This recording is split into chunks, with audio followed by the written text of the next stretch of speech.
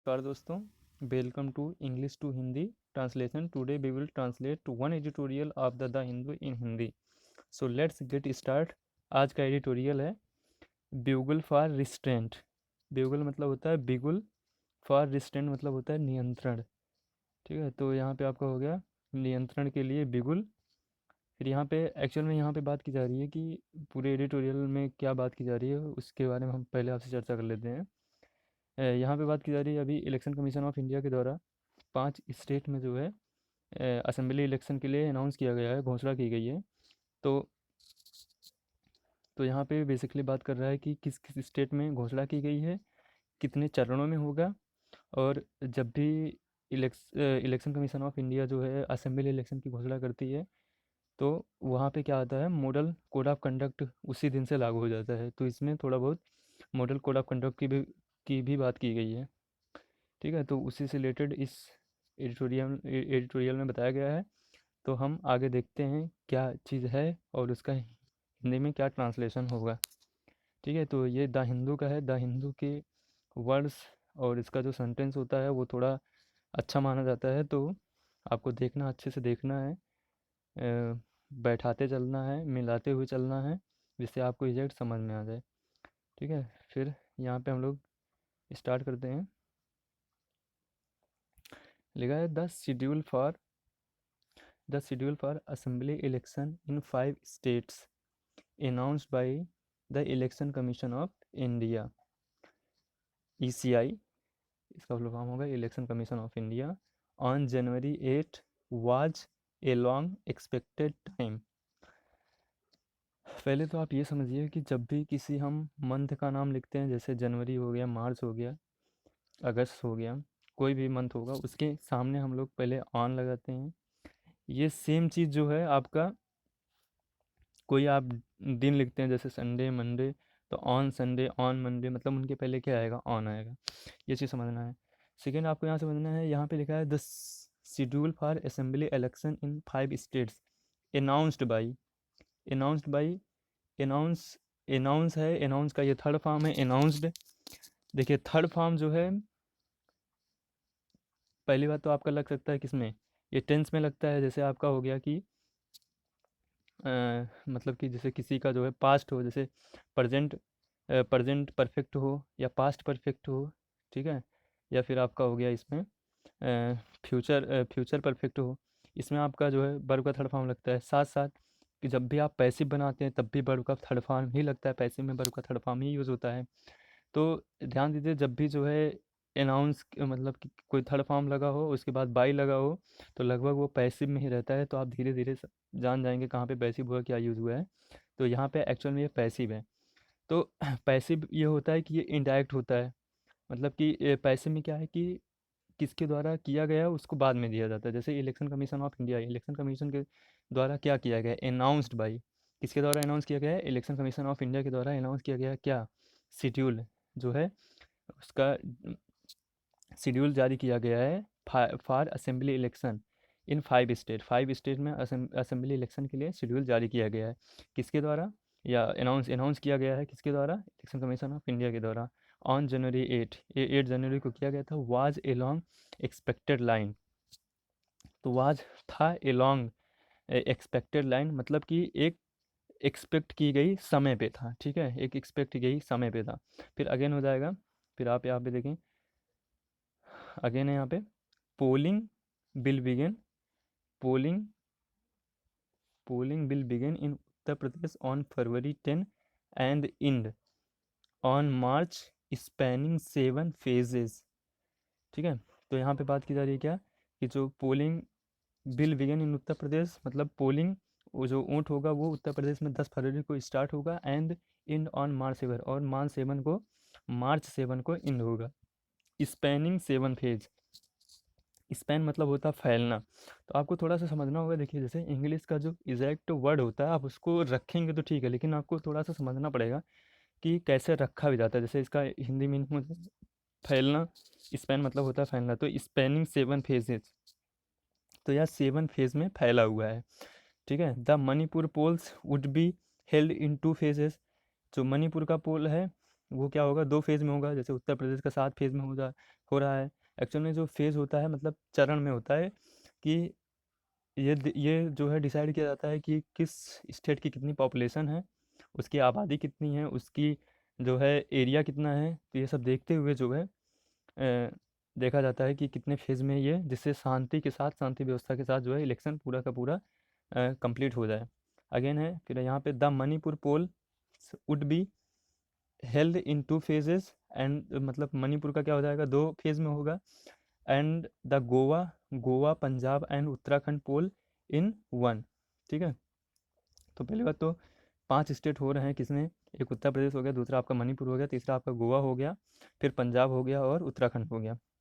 तो यहाँ पे बात कर रहा है कि जो उत्तर प्रदेश में होगा वो 7 फेज़ में होगा, मणिपुर में जो होगा वो 2 फेज़ में होगा, गोवा में और पंजाब में और उत्तराखंड में सब में क्या होगा, एक ही फेज़ में हो जाएगा। ठीक है, क्योंकि उत्तराखंड, गोवा और पंजाब की इनकी पॉपुलेशन बहुत कम है।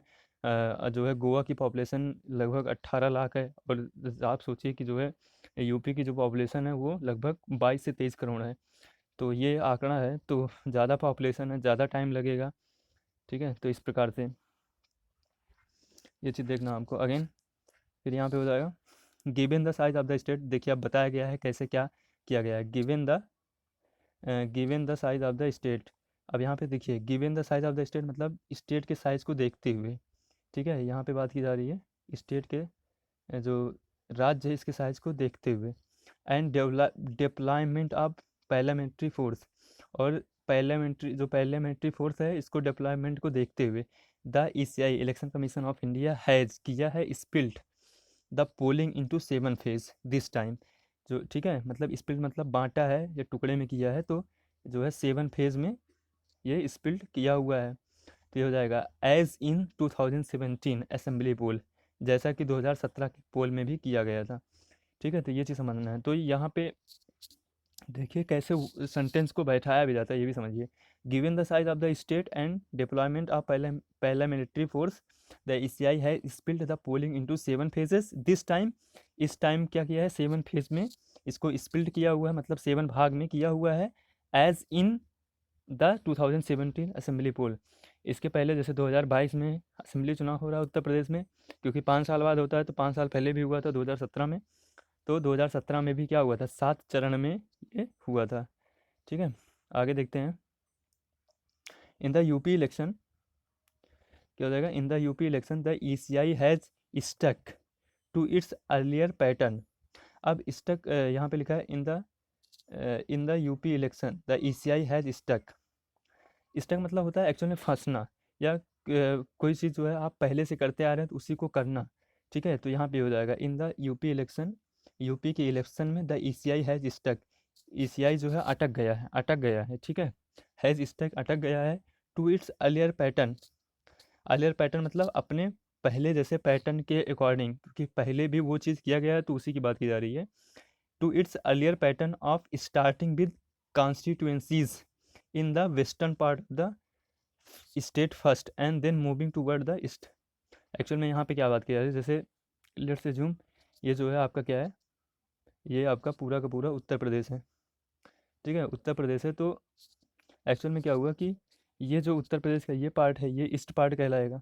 ठीक है, ये आपका ईस्ट पार्ट कहलाएगा, और ये साइड आपका क्या कहलाएगा, वेस्ट पार्ट कहलाएगा। तो जी दिल्ली के इधर पास में है। तो इलेक्शन कमीशन ऑफ इंडिया जो है जब भी मतलब इसके पहले भी कराई थी, जब चुनाव कराती है तो वो स्टार्ट करती है इस साइड से, वेस्ट साइड से स्टार्ट करते हुए धीरे धीरे इस साइड में आती है, तो उसी की यहाँ पे बात की गई है। ठीक है, क्या बात किया गया देखते हैं। यहाँ पे बात किया जा रहा है in the UP election the ECI has stuck to its earlier pattern of starting with constituencies in the western part of the state first and then moving toward the east। तो यही बात की जा रही है कि जो है इलेक्शन कमीशन ऑफ इंडिया अपने पुराने पैटर्न पे ही रुका हुआ है। पहले वो जो है वेस्टर्न साइड में इलेक्शन कराता है, वेस्टर्न जो इसका उत्तर प्रदेश का जो वेस्ट साइड है वहाँ पे इलेक्शन कराएगा, फिर होते होते ये जो मतलब आपका ये लास्ट में इधर आएगा जैसे तो ये हो जाएगा। फिर अगेन डिसमिसिंग रिपोर्ट, यहाँ पे क्या है आपका dismissing report of the Bharatiya Janata Party asking for the phases of to the sorry एक second dismissing report of the Bharatiya Janata Party asking for the phases to be from east to west. Chief election commission Sushil Chandra said that the poll would be held from west to east. Actual में यहाँ पे क्या बात की जा रही है कि जो है भारतीय जनता पार्टी, ठीक है, भारतीय जनता पार्टी ने क्या बोला था कि आप, जैसे अभी हमने बताया कि चुनाव जो है वेस्ट साइड से स्टार्ट हो जा रहा, चुनाव आपका वेस्ट से स्टार्ट हो रहा है, और भारतीय जनता वाली बोली थी कि हमको कि चुनाव जो है आप ईस्ट से करवाइए, पहले ईस्ट में करवाइए फिर वेस्ट में करवाइए. तो इसका उन्होंने मतलब कि इलेक्शन कमीशन ऑफ इंडिया से रिक्वेस्ट किया था कि आप ईस्ट से करवाइए, उत्तर प्रदेश में ईस्ट साइड से करवाइए, ना कि वेस्ट साइड से. तो इसका जो है खंडन करते हुए इलेक्शन कमीशन ऑफ इंडिया ने अपना ही अर्लियर पैटर्न अपनाया है, और उन्होंने क्या किया है, वेस्ट से करते हुए इसकी तरफ ले आया है. ठीक है, तो यहाँ पे ये बात की जा रही है. तो समझते हैं क्या लिखा है यहाँ पे. फिर लिखा है डिसमिसिंग रिपोर्ट ऑफ द, मतलब कि भारतीय जनता पार्टी की जो रिपोर्ट थी उसको डिसमिस करते हुए, जिसमें बोला गया था आस्किंग फॉर, मतलब कहा गया था for phase to be to be मतलब देखिए, जब भी कहीं भी आता है टू बी, तो इसका मतलब होता है कोई चीज़ हुआ नहीं है.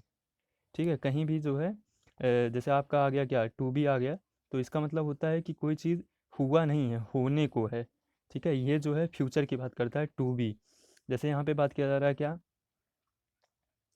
यहाँ पे बात किया जा रहा है कि एक सेकेंड,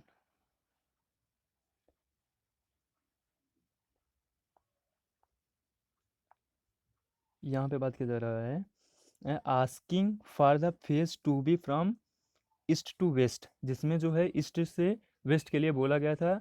उसको chief election commission Sushil Chandra, जिनका जो ये भी याद रखिए, जो हमारे चीफ इलेक्शन कमीशन हैं वो सुशील चंद्रा जी हैं, उन्होंने बोला था कि जो है नहीं ऐसा नहीं होगा, जिससे हम, जैसे हमको उचित लगेगा वैसे ही करेंगे. ठीक है, तो यहाँ पे उन्होंने क्या सेड दैट, उन्होंने कहा कि, क्या कहा, उन्होंने कहा कि the polls would be held from west to east. उन्होंने बोला कि जो पोल होगा वह वेस्ट टू ईस्ट होगा, एंड दैट नो, सॉरी एक मिनट, दैट नो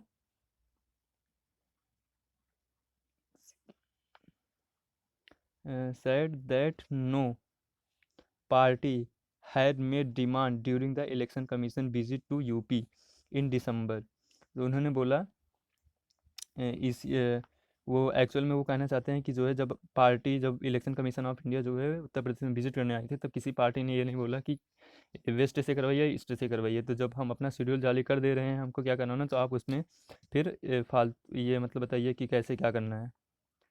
ठीक है, 1 सेकेंड. ओके,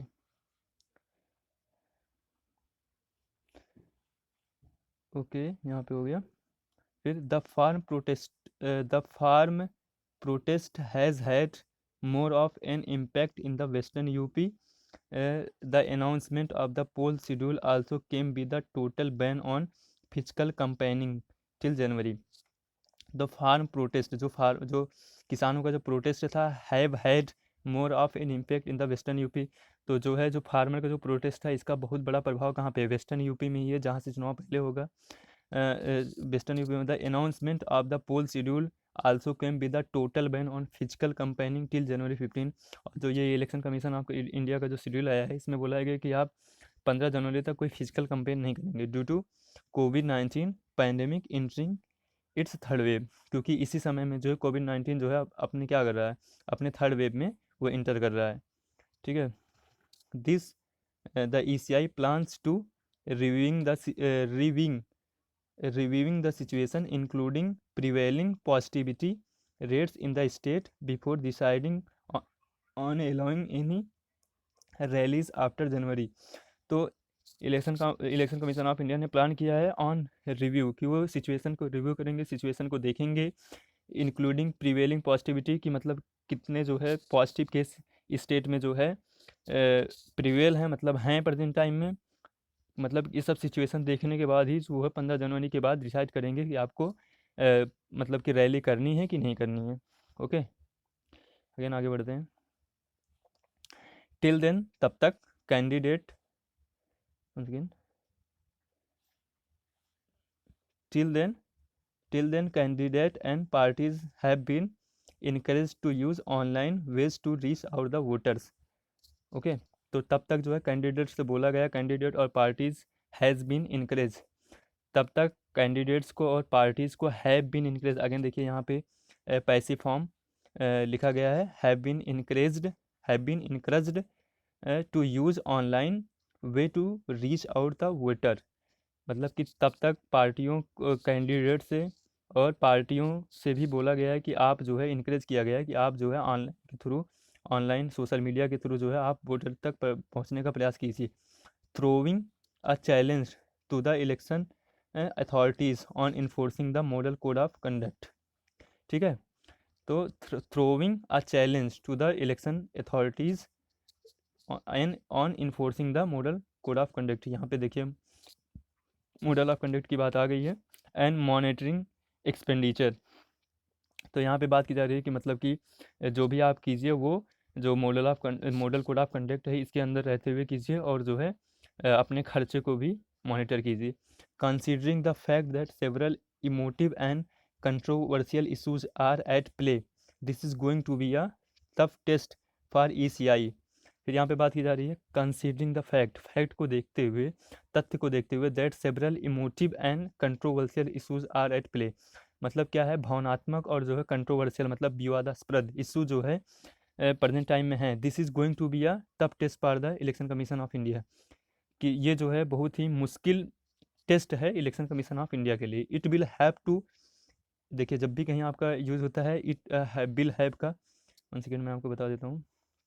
देखिए will have to, what it's means, जैसे I will have to go, इस मीन्स हो गया कि मुझे जाना पड़ेगा। Okay, I will have to go, you will have to read, आपको पढ़ना पड़ेगा, तो इसका मतलब होता है कि आपको ये चीज़ करना पड़ेगा, you will have to read. Okay, तो इस ये हो जाएगा will have to read. Again it will have to enforce it impartiality, impartiality मतलब होता है किसी से भेदभाव ना करना। It will have to enforce, reinforce, ये इसको इन्फोर्स मतलब होता है लागू करना, और री इन्फोर्स मतलब अगेन दोबारा इसको जो है फोर्स करना पड़ेगा। It's once again,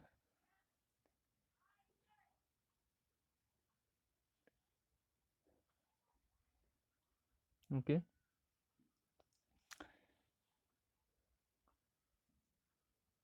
once again it will have to reinforce its impartiality and rigor to ensure that the rules of the game are followed by all parties.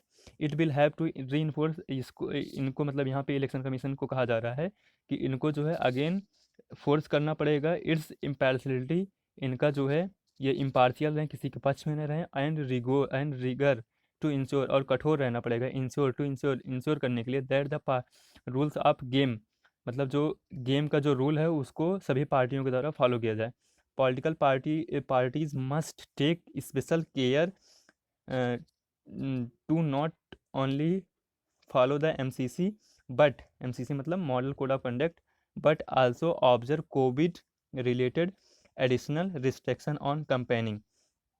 तो यहाँ पे जो अथर है उनके द्वारा बोला जा रहा है, तो पॉलिटिकल पार्टीज़ को जो है सिर्फ मॉडल कोड ऑफ कंडक्ट का ही ध्यान नहीं रखना चाहिए, बल्कि जो है जो कोविड रिलेटेड जो है, जो कोविड से रिलेटेड जितने भी रिस्ट्रिक्शन हो सकते हैं आप उसको भी फॉलो कीजिए, जैसे मास्क लगाना, सैनिटाइज करना, 2 गज की दूरी बनाना, ठीक है। तो ये सब चीज़ें जो है बोला गया है कि ऐसा नहीं है कि आप मॉडल कोड ऑफ कंडक्ट को ही ध्यान में रखते हुए कंपेन कीजिए, कोविड से रिलेटेड जो भी प्रोटोकॉल हैं, जैसे मास्क पहनना, ओके, सैनिटाइज करना, 2 गज की दूरी मेंटेन रखना, भीड़ कम करना, तो ये सबको भी जो है पॉलिटिकल पार्टीज़ को ध्यान में रख के कंपेन करना चाहिए।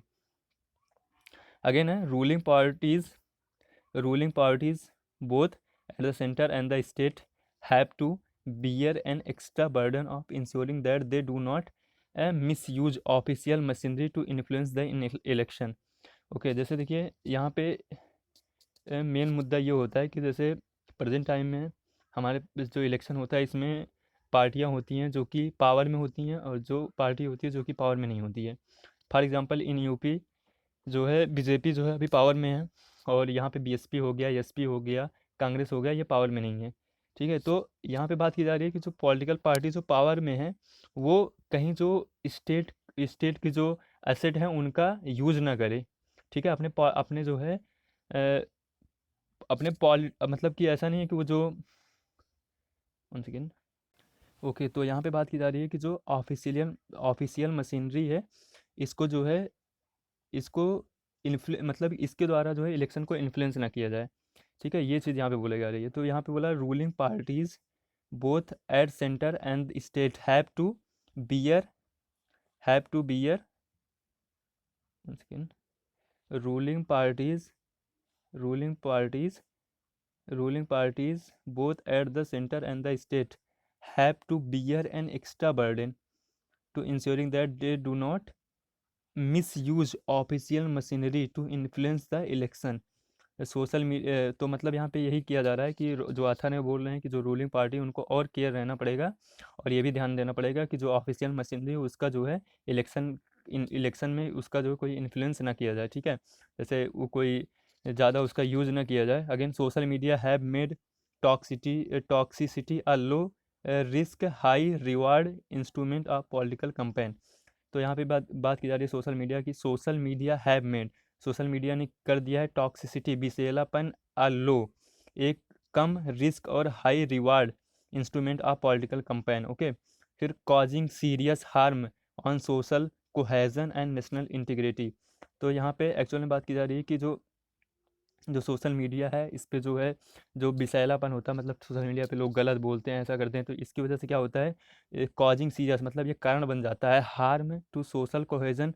सोशल कोहेजन मतलब जो, मतलब कि जो सोशल जो लोगों के बीच जो प्रेम भाव होता है उसके बीच में ये उसका हार्म करता है, उसको हानि पहुंचाता है। और नेशनल इंटीग्रिटी जो राष्ट्रीय एकता है उसको भी क्या करता है, ये हानि पहुंचाता है।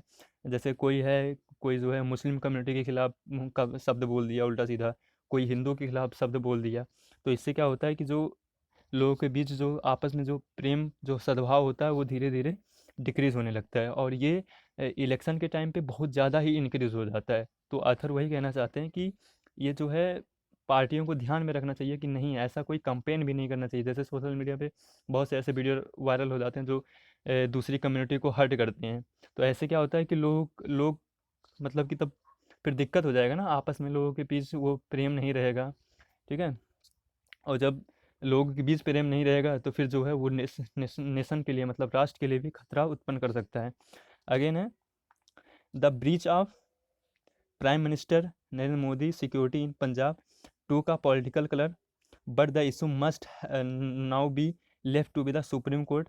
यहाँ पे एक्चुअल में अथर बात कर रहे हैं जो अभी रिसेंटली एक घटना घटी थी, जो हमारे प्राइम मिनिस्टर जा रहे थे पंजाब और वहाँ पे कुछ ऐसी घटना घट गई जो कि होनी नहीं चाहिए थी। तो उसमें बोल रहे हैं कि the breach of prime minister Narendra Modi security, जो प्राइम मिनिस्टर नरेंद्र मोदी की जो सिक्योरिटी में जो ब्रीच हुआ है, जो खंडन हुआ है इन पंजाब में जो है वो पॉलिटिकल कलर ले रहा है, मतलब उसको पॉलिटिकल तरीके से देखा जा रहा है कि जो है वहाँ पे कांग्रेस की गवर्नमेंट है और ये बीजेपी से रिलेटेड, इसलिए ऐसा किया जा रहा है। तो वो बोल रहे हैं नहीं, ऐसा नहीं करना चाहिए, but the issue must now be left, क्योंकि अभी प्रेजेंट टाइम में ये इशू सुप्रीम कोर्ट के पास है। तो बोल रहे हैं कि सुप्रीम कोर्ट पे छोड़ देना चाहिए, which had decided to appoint a judicial commission to inquire into. ठीक है, जो कि अभी एक judicial which has decided to appoint a judicial commission to inquiry, जिसमें सुप्रीम कोर्ट ने एक जुडिशियल कमेटी को इंक्वायरी करने के लिए इसमें बैठा दिया है। The substance and rhetoric of the campaign will be adversarial in the multi party democracy. The substance and rhetoric of the campaign will be adversarial in a multi democracy party, मतलब यहाँ पे बोल रहे हैं कि हमारा जो देश है यहाँ पे मल्टी डेमोक्रेसी पार्टी है, मतलब कि कई जो है पार्टियाँ हैं। ठीक है, तो यह अपने अपने हिसाब से अपने अपने एक दूसरे के विरुद्ध में कंपेन करेंगी, but they need not and must not be socially divisive. ठीक है, लेकिन उनको नहीं, आवश्यक नहीं होना चाहिए और अवश्य ही नहीं होना चाहिए बी सोशली डिवेसिव। ठीक है, मतलब उनको एक एक दूसरे को मतलब सोशली जो है डिवेसिव नहीं होना चाहिए।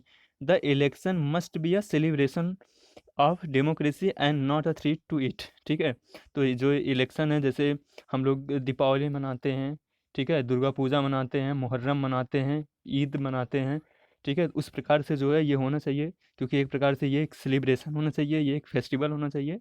The election must be a celebration of democracy and not a threat to it. ठीक है, तो ये जो इलेक्शन हो रहा है ये एक सेलिब्रेशन होना चाहिए, डेमोक्रेसी का एक सिलेक्शन होना चाहिए, और ये कोई थ्रेट नहीं होना चाहिए।